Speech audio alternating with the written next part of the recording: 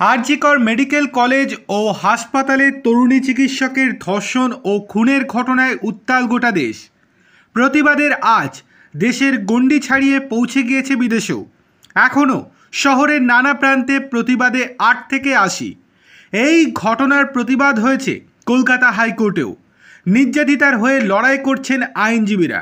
এবার সেই হাইকোর্টেই যৌন হেনস্থার শিকার এক তরুণী আইনজীবী। অভিযুক্ত আদালতেরই এক চতুর্থ শ্রেণীর কর্মী।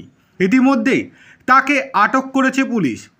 জানা গিয়েছে এটাই প্রথমবার নয়, এর আগেও ওই আইনজীবীকে হেনস্থা করেছে গৌতম নামে ওই কর্মী। গতকাল সোমবার হাইকোর্টে সি বিল্ডিংয়ের লিফটে একাই ছিলেন নির্যাতিতা। সেই সুযোগে লিফটের ভিতরে তার শ্লীলতাহানি করে অভিযুক্ত গৌতম। সঙ্গে সঙ্গে চিৎকার করেন ওই তরুণী।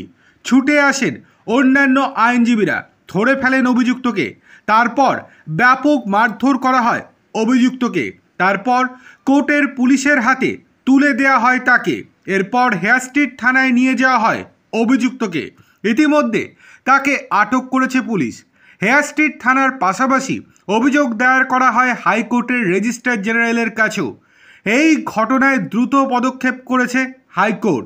হাইকোর্টের আইনজীবীদের বক্তব্য, আমরা ন্যায় বিচারের জন্য লড়াই করছি মানুষের জন্য, কিন্তু আমাদের এখানে যদি এই রকম টাইপের ঘটনা ঘটে তাহলে গোটা সমাজ কি দেখবে?